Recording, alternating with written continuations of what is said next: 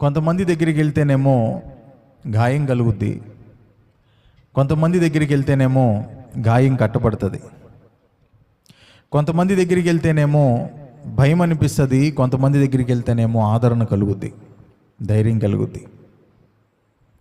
అలాగే యేసయ్య దగ్గరికి వస్తే ఆయనకున్నటువంటి స్వభావం ఏంటంటే తృప్తి కలుగుద్ది. అది ఎవరికి కలుగుద్ది అనంటే ఆశ కలిగిన ప్రాణానికి.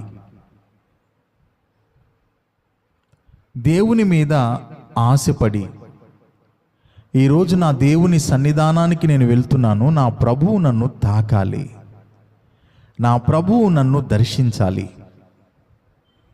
ఎప్పుడు ఇనే మాటలేగా, ఎప్పుడు పాడే పాటలేగా, ఎప్పుడు చేసే ప్రార్థనలేగా అన్నట్లుగా కాకుండా ఈరోజు నా ప్రభువు నన్ను దర్శించాలి, నేను ఆయన కోసం వెళ్తున్నా, ఆయన నాతో మాట్లాడతారని, ఆయన నన్ను దర్శిస్తారని, ఆయన తన కృపను నాకు చూపుతారని నేను ఆయన కోసం వెళ్తున్నా. ప్రభువా, ఈరోజు నీ సందర్శనం నాకు కావాలి ప్రభువా అని గనక హృదయంలో ఆశ కలిగి ఆయన దగ్గరికి వస్తే ఖచ్చితంగానంట ఆయన దగ్గర మనకి తృప్తి కలుగుతుంది. ప్రార్థన చేసావా, ప్రార్థనలో తృప్తి కలుగుద్ది.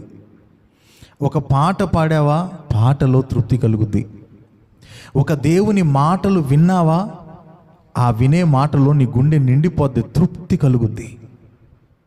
దేవుని మాటలు చెప్పావా, చెప్తూ ఉండగా కూడా ఆ తృప్తి నీకు కలుగుద్ది.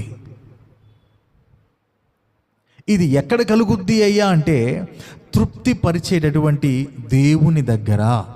కాబట్టి దేవుని సన్నిధికి వెళ్ళేటటువంటి మనకి జేబులో డబ్బులు లేకపోయినా గుండెల్లో మాత్రం ఆశ ఉండాలి. దేవునికి స్తోత్రం.